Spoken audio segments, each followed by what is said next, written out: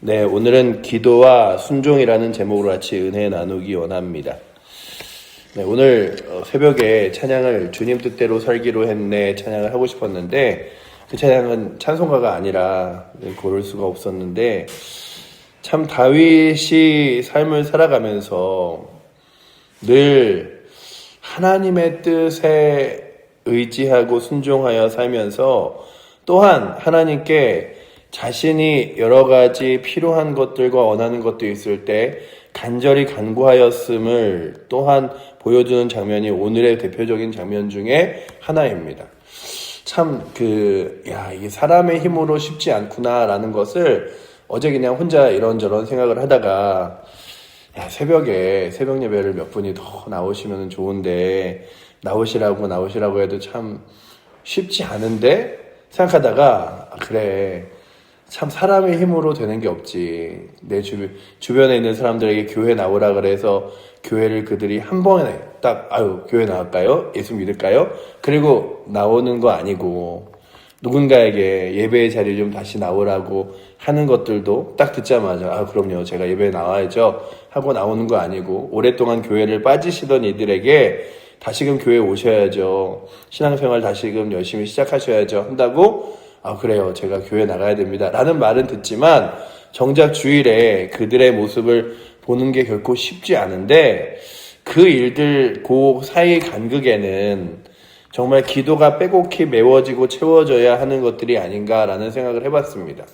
그래서 누군가가 또 예수를 믿지 않다가 예수를 믿는 자리에 오는 것 어려운 이유는 성도들도 예수님을 믿는 사람들이지만 한 번 더 기도의 자리에 나오고 상처받은 이들이 만나면은 그리고 교회를 한동안 주일 예배를 안 나오시는 분들을 만나면 그들이 주일을 이렇게 빠진 사람들인가 할 정도로 열심히 교회 다녀야죠. 예수님 의지해야죠. 이런 얘기들을 하지만 결국 그렇게 말 몇 마디로 쉽게 그 일들이 딱 해결되지 않는 것들을 보면서 느끼는 건 그래 전도가 어려운 이유는 성도들도 교회를 다시 한 걸음 더 나오게 하고 한 자리를 더 채워지게 하는 것이 쉽지 않은 일인데 한 영혼이 저 지옥 권세에서 하나님 거룩한 나라의 백성으로 되어지는 일이 결코 쉬운 일이 아니지. 그러려면 정말로 사이사이가 정말 기도함으로 메꿔져서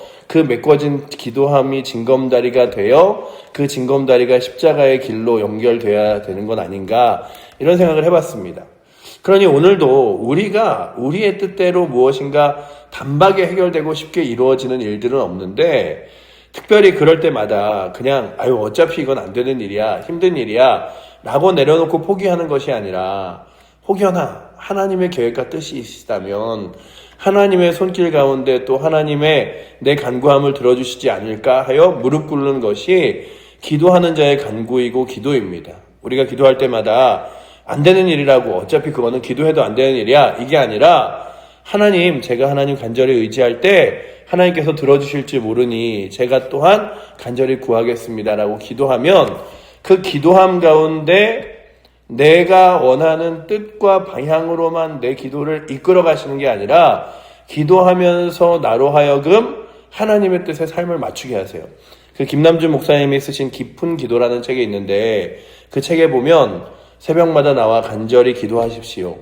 그리고 여러분들이 원하는 것이 있을 때 구하십시오. 그런데 하나님을 간절히 의지하여 기도하다 보면 여러분들의 뜻과 방향이 아닌 길로 하나님이 인도하셔도 때로는 그것이 하나님의 뜻인지 알고 순종하게 되는 경우들이 있습니다.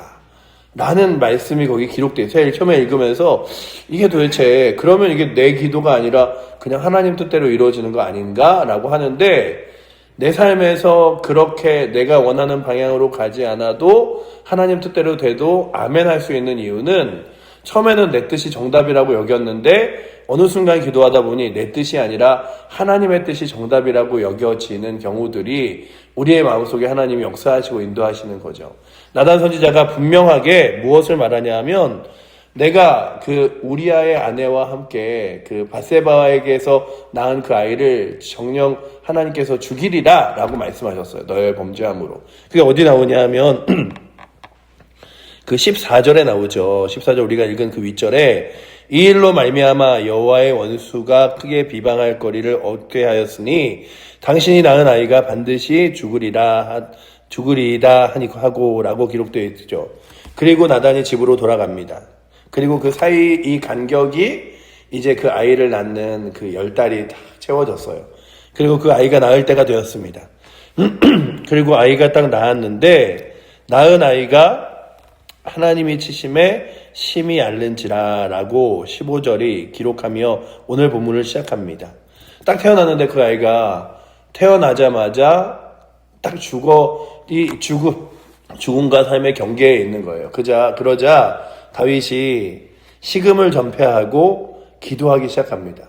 근데 이 기간이 짧다면 짧을 수 있겠지만 14일 동안의 기도를 해요. 14일 동안 아무것도 먹지 않고 하나님 앞에 눈물로 기도합니다. 근데 참 그래, 하나님 앞에 기도는 이렇게 끈질기게 하는 거구나. 그래, 하나님 앞에 기도는 어느 날 갑자기 그냥 내가 하다가 내가 지쳤어, 이제 내가 못해, 이게 아니라 하나님이 들으시고 응답하실 때까지, 하나님의 뜻이 나타날 때까지 구하는 게 기도구나 라고 하는 것들을 보게 되죠. 그래서 다윗이 기도할 때요, 주변 사람들이 다윗을 보면서 막 걱정스러워서 그에게 가서 막 이러는 거죠. 이러다가 산 사람도 죽어요. 아픈 사람이 아니라 그 아이보다 다윗이 당신이 먼저 죽게 생겼으니 이러면 안 됩니다. 막 하면서 일으키는 장면이 나오잖아요. 보시면 우리 17절 말씀 한번 같이 읽어보도록 하겠습니다. 그 집의 늙은 자들이 그 곁에 서서 다윗을 땅에서 일으키려 하되 왕이 듣지 아니하고 그들과 더불어 먹지도 아니하더라. 막 이런 거죠. 이러다 큰일 납니다. 왕이여, 당신이 이러고 있으면 안 됩니다. 라고 하면서 하려고 해도 그가 아니야, 나 기도해야 돼. 그러면서 끝까지 그 자리를 버티고 있는 거예요. 우리도 우리의 기도가 언제 무너지냐 하면 정말 원수와 같은 사람들이 너 기도하지 마, 가만두지 않을 거야, 이게 아니라 힘들잖아, 어렵잖아, 그 기도 조금 안 하고 쉰다고 하나님이 안 들어주셔? 그 기도 자리 괜찮아. 이럴 때 쉽게 무너져. 그럴까? 좀 쉴까? 내가 기도한다고 되고 안 한다고 안 되는 거 아닐 텐데. 그러니 오늘도 우리의 주변에 때로는 나를 잘 위하는 사람들의 입술과 그리고 그 모습을 통하여 나의 신앙이 조금씩 연약해지게 만들 때도 있습니다. 마치 예수님께서 내가 십자가를 지고 가노라 라고 말할 때에 베드로가 그러죠. 주님 어디도 가지 못하십니다. 주님 가지 못하십니다. 우리가 주님 못 가게 할 겁니다. 왜 십자가 지시로 돌아가시러 가십니까? 막 이럴 때 예수님께서 베드로에게 이렇게 말씀하시죠. 사단아 물러가라. 내가 나를 넘어지게 하는 자로다 라고 말씀하시잖아요. 베드로가 밉기 때문이 아니라 그의 입술이, 그의 말이 마치 그를 위하는 것 같으나 그의 신앙에 전혀, 그리고 믿음의 길을 가는데 전혀 도움이 되지 못하기 때문에 말씀하시는 거죠. 그러니 오늘도 우리가 다시금 내 주변에 나를 생각하는 사람들의 생각을 때로는 들을 때도 그 사람들이 나쁘기 때문이 아니라 때로는 나를 걱정하는 사람들의 입술을 통하여서도 나의 신앙의 정절과 기도하는 자리를 빼앗길 수 있다는 생각을 분명히 해야 돼요. 그 다윗이 막 옆에 사람들이 걱정하여 이야기한 거잖아요. 다윗 이렇게 금식하고 이렇게 기도하시면 안 됩니다. 식사라도 하시고 기도하시죠. 뭐 이런 것들. 그 다윗이 그 14일의 기도의 자리를 꿋꿋이 채웁니다. 그래서 14일을 기도하면서 하나님께 간구하는 거죠. 그런데 결국 14일 만에 그 아이가 죽어요. 그 아이가 죽는데 그 주변에 있는 사람들이 그런 걱정을 한 거죠. 다윗이 제발 그 아이 살려달라고 기도하던 그 모습을 보면서 살아있을 때도 저렇게 눈물로 기도하고 금식하며 기도했는데 죽었다는 얘기를 들으면 얼마나 아파할까. 그러니 나는 말 못해. 우리는 말 못해. 이러고 서로 이렇게 네가 얘기해. 이런 분위기였을 것 같아요. 그러자 다윗이 그 신하들의 모습을 보고 수군거리는 것을 보고 무엇을 하냐면 얘들이 조금 평소와 다른데 뭔가 아이에게 다른 일이 생겼나? 그래서 물어봅니다. 혹시 아이가 죽었느냐? 라고 물어보자 죽었습니다. 라고 이야기해요. 그리고 다윗이 얼마나 더 슬퍼할까, 괴로워할까 그랬는데 그가 땅에서 일어나서 몸을 씻고, 우리 20절 말씀 한번 같이 읽어보도록 하겠습니다. 다윗이 땅에서 일어나 몸을 씻고 기름을 바르고 의복을 갈아입고 여호와의 전에 들어가서 경배하고 왕궁으로 돌아와 명령하여 음식을 그 앞에 차리게 하고 먹은지라. 아멘. 보시면 다윗이 하나님께서 내어준 결과를 딱 받아들자마자 어디로 향했냐 하면 예배의 자리로 향했어요. 그래서 보시면 몸을 씻고 기름을 바르고 정결하게 한 이후에 의복을 갈아입고 여호와의 전에 들어가 경배하고, 하나님 뜻이군요. 하나님 감사합니다. 하나님 의지합니다. 주님의 뜻대로 순종하겠습니다. 여러분들, 오늘도 우리 가운데요, 두 가지 깊은 것이 있어야 되는데, 하나는 무엇이냐면 기도가 날마다 깊어지시기를 축복합니다. 먼저 저에게도, 그리고 우리 사랑하는 이 새벽에 나오신 성도님들 한 사람 한 사람에게도, 그리고 또한 우리 칠보제에게 모든 성도들에게도 기도가 깊어져서 그냥 내 생각과 내 판단으로, 그리고 또한 그냥 내 걱정으로, 저도 기도 안 하는 거 아니에요. 기도해요. 이렇게 날마다 다 걸어다니면서도 기도하고요. 그리고 날마다 무슨 일이 있을 때도 기도하고요. 그래요. 기도하죠. 우리가 이게 눈에 새벽에 나오지 않는다고 그들이 다 기도하지 않는다는 건 아니죠. 그러나 기도의 자리, 그리고 또한 하나님을 의지하는 자리, 이거 굉장히 중요하잖아요. 그래서 누군가를 쉽게 그 사람은 기도하지 않는 사람이야, 기도 자리에 안 나오잖아, 이렇게 판단할 수 없습니다.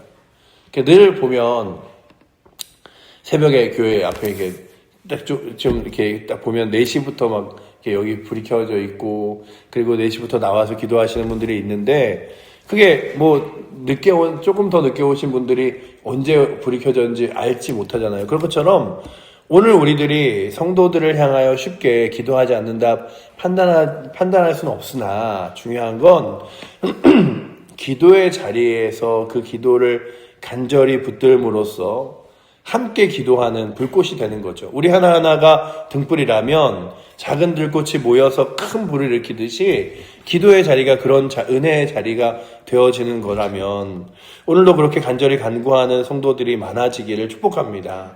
그런데 이 기도를 할 때 늘 중요한 것 중에 하나는 간절히 하나님께 의지하는 거예요.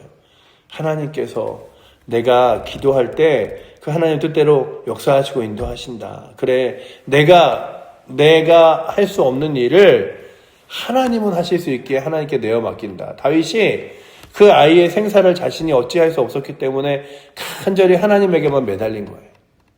그렇다면 오늘도 내가 할 수 없는 문제라고 내어버리는 것이 아니라 하나님께 매달리고 의지하여 하나님의 뜻을 구하는 은혜가 우리 가운데 있기를 축복합니다. 그런데 그 결과를 딱 듣자마자 다윗이요, 그래, 나는 간절히 간구하였고 하나님은 결정하셨지. 그래, 그 하나님 결정이 옳습니다. 하나님 결정을 따라 저도 순종하겠습니다. 라고 하며 그가 자신을 정결케 한 이후에 이제 하나님께 예배를 드립니다. 그리고 더 슬퍼한 것이 아니라 음식을 먹어요. 그러자 신하들이 마음속으로 궁금했던 거예요. 아니, 왜 더 슬퍼할 줄 알았는데, 더 괴로워할 줄 알았는데 그러지? 라고 말하니까 다윗이 이제 그의 신앙을 그들에게 이야기하는 장면이 22절과 23절 말씀입니다. 우리 22절, 23절 말씀 한번 같이 읽어보도록 하겠습니다. 이르되 아이가 살았을 때에 내가 금식하고 운 것은 혹시 여호와께서 나를 불쌍히 여기사 아이를 살려주실는지 누가 알까 생각함이 거니와, 지금은 죽었으니 내가 어찌 금식하랴. 내가 다시 돌아오게 할 수 있느냐. 나는 그에게로 가려니와 그는 내게로 돌아오지 아니하리라 하니라. 아멘. 제가 아주 예전에 제 친구 어머니가 폐암으로 돌아가셨는데, 저는 그때 폐암으로 돌아가신 분을 처음 뵀는데요.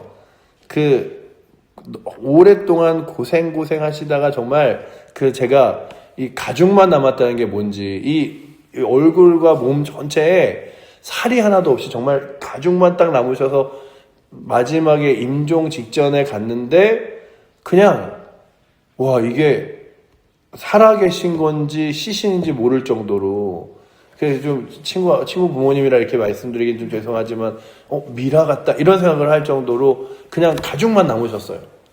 근데 제 친구가 그 교회 장로님들이 오셔서 장로님이 기도하시고 그리고서는 가셨는데 되게 속상해하는 거예요. 뭘 속상해했냐면 아직 돌아가시지도 않았는데 그냥 하나님께서 좀 지금이라도 은혜 주시고 하나님 기적을 베푸셔서 살려달라고 좀 기도하지 돌아가시지도 않은 분을 이제 천국 붙들고 하나님 붙들고 의지하며 천국 가셔야죠. 그리고 이제 마지막으로 남은 인생의 작은 시간들 천국 소망만 가지고 가세요. 이런 얘기를 했다는 게 너무 속상하다는 거예요. 근데 제가 그 얘기를 들으면서 한편으로는 친구의 마음의 편이 아니라 누가 봐도 그냥 이제 몇 시간, 아니 1분 후에 돌아가셔도 전혀 이상하지 않을 분을 저렇게 아쉬워하다니 그러면서 든 생각이 그래 우리는 혹시 하나님이 들어주실지 모르니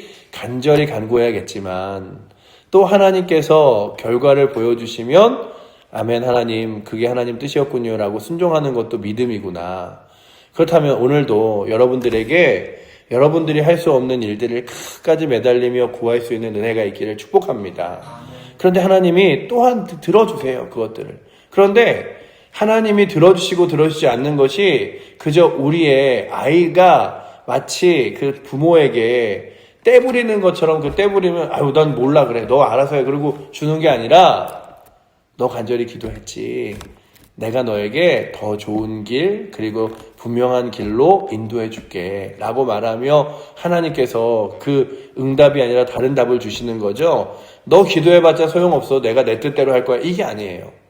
하나님 그래서 시간이 그리고 상황을 돌아보면 처음에는 그 기도를 들어주시지 않아서 아쉽고 그것 때문에 힘들고 어렵지만 더 먼 길을 돌아보면 그 일들이 하나님의 계획 가운데 어떻게 쓰이는지 어떻게 인도하게 되는지를 깨닫게 됩니다. 아 이게 더 좋은 길이었구나. 내가 하나님 로또 한 장 사서 이 복권 좀 당첨되게 해주세요. 그러면 제가 어려운 거 다 해결되고요. 그 다음에 제가 남은 돈은 교회 헌금도 하고요. 그리고 제 모든 빚과 어려움들을 다 해결할 수 있을 것 같아요.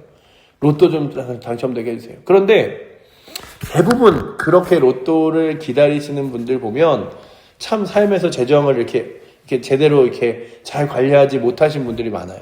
근데 그런 분들에게 만약에 로또 한 장이 딱 당첨된 것이 복일까 생각해 보면 그렇지 않다는 거죠. 그 로또 2등 당첨된 사람들의 간증이라고 할 수 없겠죠. 인터뷰를 보니까 로또를 2등 당첨된 사람들이 인생이 많이 망가지는 이유 중에 하나가 여러분들과 저는 멀어 보이잖아요. 그 로또 이런 것들이 그런 거랑 나랑 상관없어. 심지어는 교회에서 체육대회를 하던 뭘 하던 간에 경품 이런 거 하면 많은 분들이 그래요. 아우 나는 그런 데서 타본 적도 없어. 기대도 하지 않게 돼. 이러는데 그런데 그게 만약에 정말 1등이 되는 순간 그 사람들 마음속에 뭐냐면 그거 되네.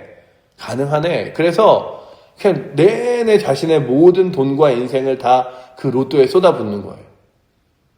매일 다른 복권.